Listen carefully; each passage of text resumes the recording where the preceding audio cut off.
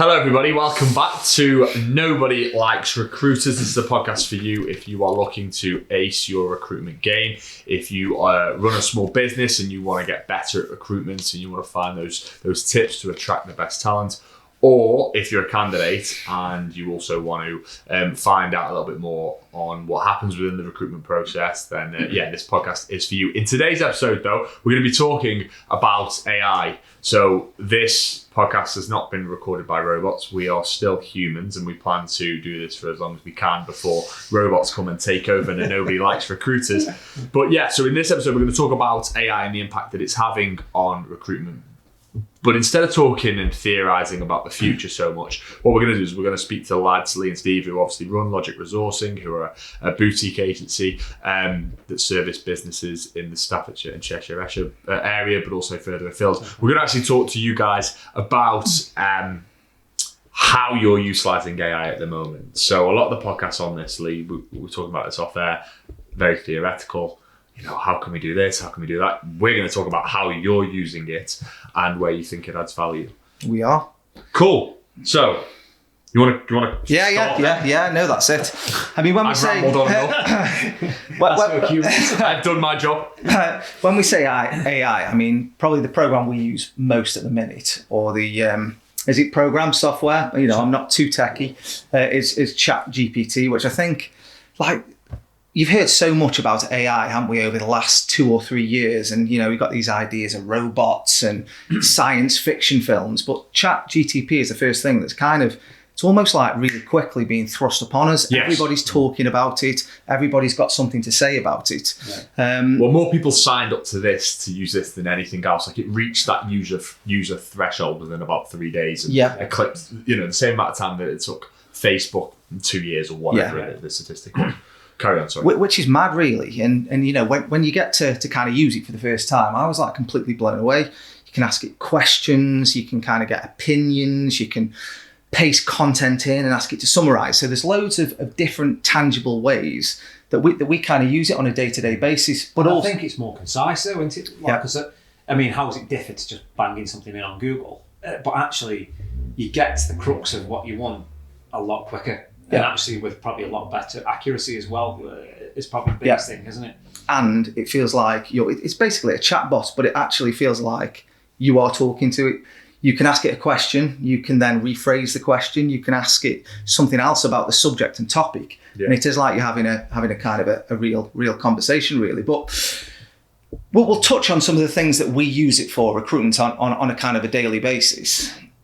But there are some mistakes that I think people can and will and are making at the minute, so we'll try and cover them really. So first one I think that's huge for us is researching a position, isn't it? Yeah. So what you mean by that is you've been given a role. Yep. And they're like, right, we want a MIG welder. Yeah. Yes. And you're like, what do you mean? Let's just pretend we don't know what that is for a second. Yeah. Because there's a previous episode where we did with Alex that was all about recruiting in the engineering space, which you can go back and find, by the way, if you do want to listen to it. But yeah, so you've been given this remit and you're like, I don't know anything about this role. Yeah. ChatGPT gives you the ability to find out about it quicker than it would have done if you were trawling through Google articles. Yeah. Yeah. And I think even if you do know something about it, I think it can still provide decent research. So actually, like sometimes what I've used it for is validation of some of my own thought processes. So, you know, in the example of a MIG TIG welder, you know, it can be then after that, you know, but why would I want to be one? You know, what is it good about the role? Because you're trying to get into the mindset of it, because you know what the functional, tangible parts of the job is, but then what's some of the other underlying parts that you might think about MIG and TIG welder. And have you found that it's been reliable though? Because one of the biggest criticisms of it, which is a bit unfair because it's a fairly new technology, is it's not that reliable. I found that if I'm asking for really detail heavy stuff, it can sometimes give me the wrong information. Well, I think like anything, you take it with a pinch of salt, don't you? So actually, if your whole aim was, and I personally not used it for this, is to just take that whole chunk of whatever it spits back at you and lift it and put it into another context somewhere else. That's not what I personally used it for. You're using it to gain knowledge, information, to then be able to translate that, you know, into into some other form of part of content or something that we may kind of use to optimize. To optimize. And it's the same with everything. It's getting its information from somewhere, isn't it? So you would always tend to fact check. But when, for argument's sake, when I did type in, what's the difference between a MIG and a TIG welder? Normally, I would probably ask Alex, what's the difference? But, straight away it came up with MIG welder, metal inert gas welder, TIG welder, tungsten inert gas welder. The two are different welding processes with distinct characteristics. And then, it goes on and on. But the good thing is you can then delve a little bit deeper. So what qualities would would somebody need, or what experience would somebody need to fulfill this job? Yeah. And it almost gets conversational. And for me, that is a lot better than just going onto Google and reading an essay about it, because I can delve into certain bits, ask more questions. So what industries is likely to be the difference? And it's almost having a sounding board there, really. It allows you to be more specific. Yes. So you could say, you could say to it, I've got a candidate here that has been a MIG welder for 10 years. Imagine that you are interviewing this MIG welder. What types of questions would you ask? Exactly. Yes, yeah. All of a sudden then, you can't really do that on Google. I mean, you can go search for it. Maybe there's a Reddit thread on it somewhere that you pull up. But you can be a lot more specific. And then you can even go change that. Make them competency questions, make them more informal questions. You can even go to then another level of asking it to do it in a different fashion as well. So, and one I did the other day when I was just playing around with it, I think it was for a HR or business partner, similar conversation with ChatGPT. And what are the differences between a HR business partner in a large corporate or a small family-run business? Yeah. And it came up with a really articulate answer of how, for a small family-run business, it'd be your role would be less pigeonholed. You might need to get involved in different levels of projects, and it's amazing how kind of the conversation evolves. So I think the context for the business is, if you don't know where to start with a JD, you could literally go, write me a job description for a project manager. It could really have something straight away that you could kind of push out there. It can save time and energy, for your HR manager, for your business owner, to at least as a starting block for a job description. Yeah. But leaving it just there, though, probably isn't the solution. What you need to do is you need to manipulate it in order to dig a little bit deeper to produce something that's probably more valuable. So, and we've kind of used it, on the other context for adverts. Right. Again, probably the word of caution would be is I've never just relied on what it's given me. I've actually had to change it, even though I can go, summarize something or write me an advert for a business development manager. It will be quite generic. Then I'll say make it more informal, but that still doesn't always represent the culture. It still doesn't have a deeper understanding of the organisation, what's appealing about that organisation, and all the other kind of bits and pieces. So, although it can write you some content or some copy, it doesn't have the learning or understanding of the human that's inputting it to try and elicit the right responses out. It's probably the one thing that I'd say the kind of caveat to it, And that, 100% that is the bit that it's missing. I think we all know, and we've discussed on previous episodes, that bad recruiters just post the job description instead of the advert. So what they could do to make their already bad recruitment processes slightly better, they could paste the job description into ChatGPT and say, turn this into an advert. And then that is still better than posting the job description. Yeah. It's not great, and there's still limitations to that. But then, like Steve says, you could always say, and add a joke at the start relevant to the company, and then it could put a little tiny tweak on there that makes it seem authentic. Yeah. So there is a cost saving, there is a time saving. Yeah. Is it as good as actually taking the time to really truly understand the business, and to write a proper, well-cultivated advert? No, it's not. But it does allow people to cut corners and probably do a better job than what they previously did before. And we had a chat when you first come out. It was quite interesting and dead honest. It's like, bloody hell. So with ChatGPT and writing an advert, like we said, we know that quite a lot of people do crap adverts, and we've kind of worked quite hard in trying to ensure that ours are more engaging where possible and all the other kind of bits and pieces. Does that mean leveling the playing field for everyone else, like you said, at least getting half decent adverts, and probably the reality is in the end, you still need human intervention to be able to really make it educational, insightful. Yes. Like, although it provides, like Lee said, that really good building block that may be better, a far cry from better than what you were doing before, I still don't think it replaces the individual input of the person doing it. No, it doesn't. And you talking about leveling the playing field. So here's how I'd put that.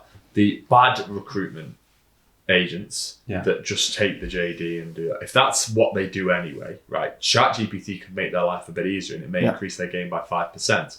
But because you spend that time writing the JDs before and trying to actually think about things in a more nuanced way, you're just going to take that effort and that work ethic and apply it to something like ChatGPT to just improve yours. So while theirs are going to go up 5%, yours are going to go up 15%. Yeah, so that's how I see it, right? Yeah. But bad behaviour is going to exist even with ChatGPT. But it doesn't. It's not just. But it is great, you know, like when you've got a bit of a block on how you want to articulate something. Again, probably the one caveat to it is you have to know what to input. You do. Yeah. So like I had about 5 or 6 iterations of putting in different things, not too formal, you know, whatever it was, to try and get something in the end that I didn't fully use, but I used aspects of it. So if you're just going to give it one pump and say, run an advert for X, probably ain't still going to get you great outputs. And Lee, what about candidate sourcing specifically? How can it help there? That's not clear to me. So there's a few different elements of candidate sourcing. Again, it does. The first part probably falls down to research. So say, for example, we were recruiting a junior marketing role.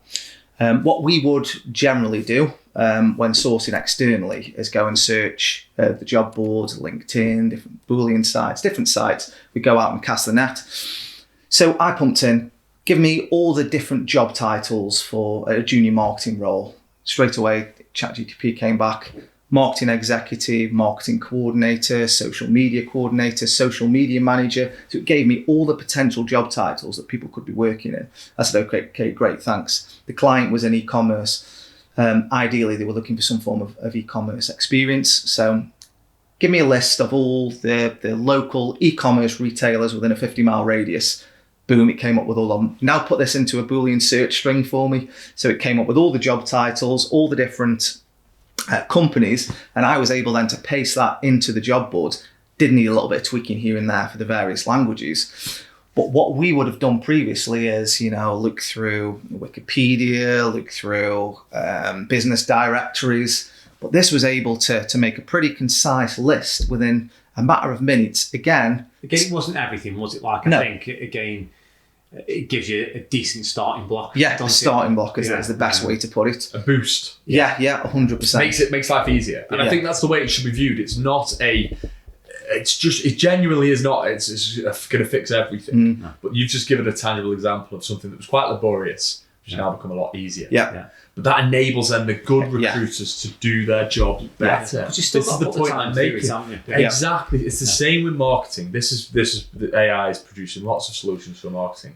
But if you don't use it properly and you still don't apply that effort and use your brain, it's not. It can't turn you into a great marketeer. Is the point. But how many conversations have we had, Steve, where I've sat down and said, all right, you know, HR business partner, what are the other titles? And we've probably, you know, on assignments, we've pulled ourselves away from the room, haven't we? Just got our heads together and spent a good few hours formulating and planning to do a search, so proactive. Now this at least gives us a bit of a jump, gets us thinking. Sometimes this will pick things we've missed and vice versa. So you do still need to understand what you're doing. You do still need to understand the fundamentals of Boolean searching, the best practices of candidate sourcing. But again, it can give you a bit of a helping hand, a starting block, get you thinking a little bit differently. And this was the purpose of this episode. Again, for those listening, is we wanted to give you something tangible that these guys are actually using. Because as I said, a lot of the episodes, and I've listened to a couple of them on AI and recruitment, it's very theoretical. And it's sometimes the bigger... Which is great. We all like thinking about what's coming. But... And it's sometimes the bigger bits that, you know, it can remove. You know, a lot of times they say, don't they, it removes the bias for large corporates can process thousands of applications an hour. Well, that's not important to a lot of small, medium businesses, 90% of the businesses that are listening to this. So, hopefully if you can take a few of these away, there's some tangible benefits there. I agree. Now, interview questions, this goes back to a point I made about the MIG and TIG welder. So how I see this is you go onto chat and you say, put yourself, this is how I've found that it's worked for me, by the way. Put yourself in the position of somebody who is going to be interviewing a candidate with this amount of experience. What questions should I be asking? Is that how you've used it? Yeah, 100%. I've asked what questions you'd be using. Put yourself in it works as well for clients and candidates as well. You can even put in the size of the organization. You can ask for competency-based questions, behavioral questions. The danger is, a lot of them are the generic questions as well, aren't they? Yeah, and again, go back to starting block, isn't it? I think actually, an interview never pans out like that unless, you're just going to ask it verbatim, verbatim. If you're going to ask it like that, but it doesn't pan out like that. Again, what it's not going to ascertain is culture. And not going to ascertain drive, all the other kind of bits and pieces. You're the individual that's doing that, but if you feel inexperienced or underqualified or not confident in certain areas, it can definitely give you a bit of a kind of thing where I could competently interview and not look stupid, at an X role. Because interviewing is a massive skill, and we've spoke about it at depth before. But sometimes it is good to have a bit of a structure. There might be some questions that you 100% want to get answers to in there, and ChatGPT is a good place to start. This will probably be a good time to interject with this anecdote. It's more on the candidate side, but I was watching a YouTube channel just like This Week in AI. It's the program's called. Anyway, it was a guy talking about the different, he talks about the different top hot releases and whatever. And there was a piece of kit out there. I can't quite remember what it was called, but if you're doing a Skype or a interview over the internet, you're not physically there. You're able to have you've got two screens. You've got one the interviewer, and then as the interviewer's talking, the AI is feeding potential answers to those questions on the other side of the screen. It's going to change the game. Now, I wouldn't depend on that in a really high stakes interview because, again, as we've noted, there can be issues with this, but it's the type of thing where it might affect it from the candidate side. So we might find ourselves in a position in a year or two where nobody can do remote interviews anymore. The different scare stories for any industry. There's so many. I don't know if you listen to the Steve Bartlett podcast, and basically made out the whole world's going to explode if there's not an intervention. But some of the ramifications could be quite serious. It could affect industries en masse, couldn't it? Depending on how and where we go with this. I think there's already been some contact centre based roles, haven't there? I can't remember, British Gas or somebody that have, and it laid off 300 people as a consequence to the I suppose now the level of the AI and the ability to respond is kind of eradicating jobs, but as it eradicates some, there'll be more kind of created in different areas. So. Yes, although I mean, you don't know how many people need to be prompt engineers. So it's something that, people have to, the authorities have to be aware of. I watched, is it Chatham House, where a lot of the think tanks gather, and it was a talk. It's Tony Blair, the head of Microsoft, and another lady I can't quite recall.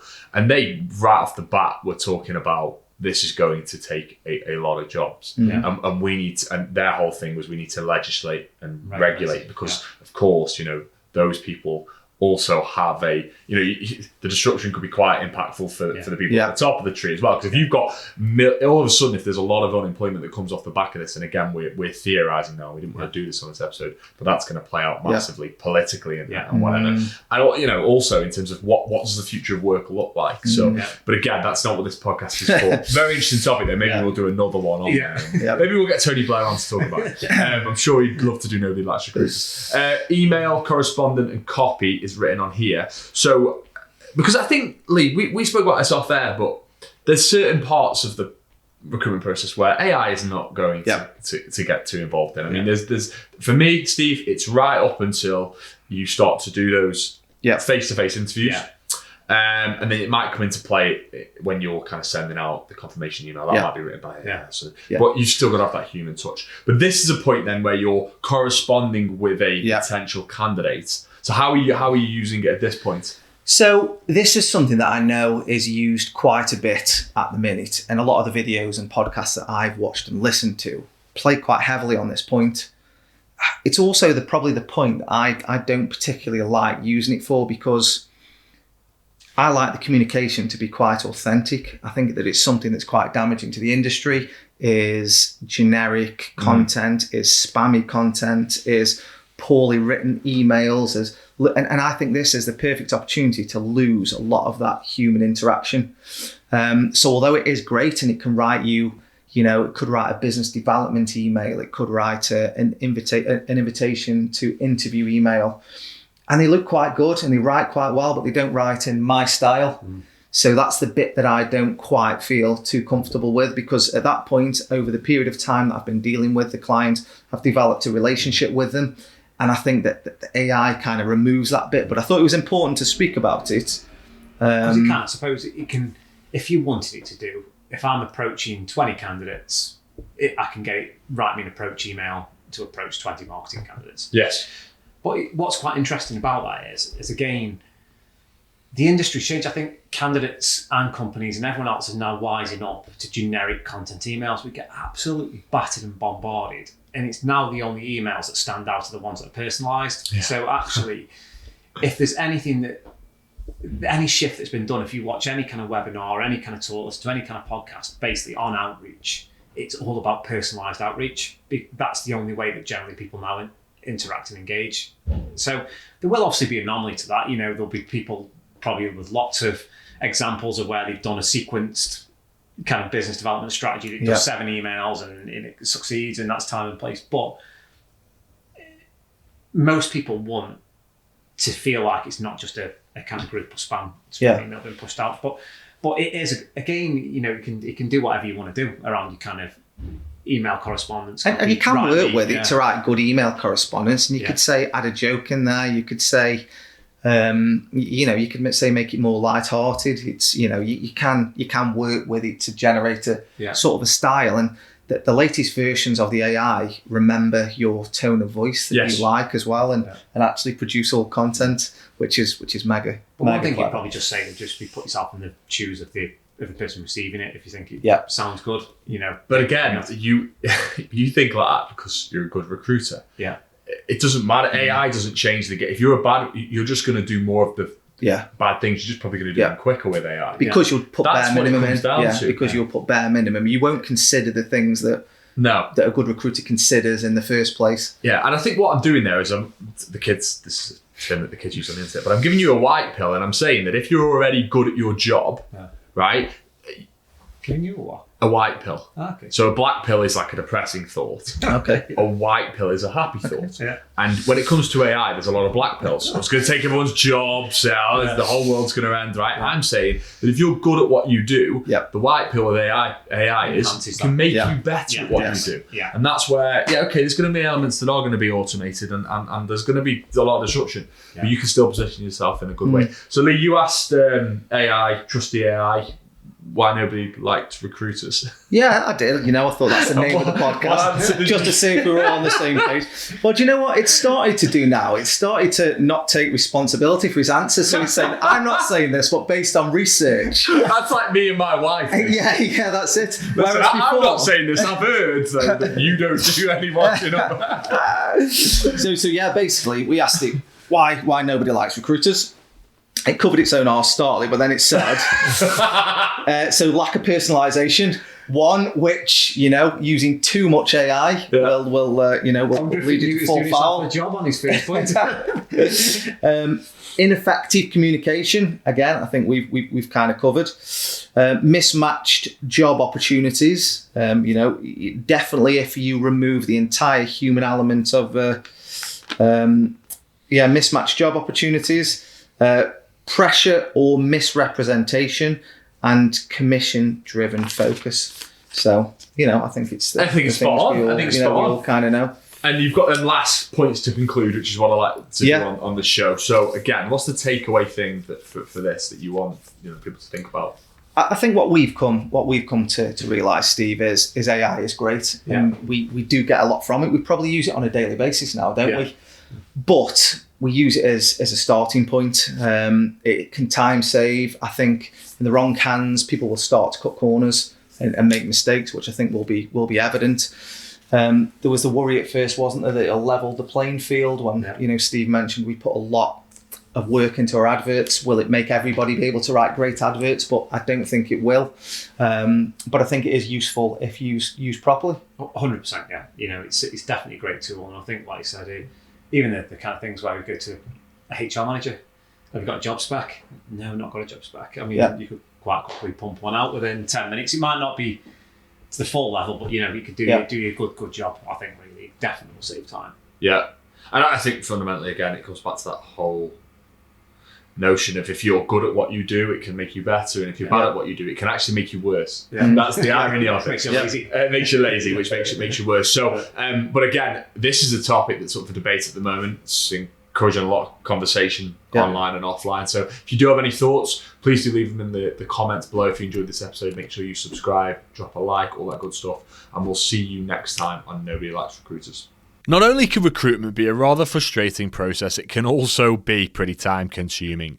But thankfully, the team at Logic Resourcing can take all that pain away from you. Lots of agencies say that they do recruitment differently. We've all heard it. But as you know from this podcast, both Lee and Steve at Logic genuinely mean it.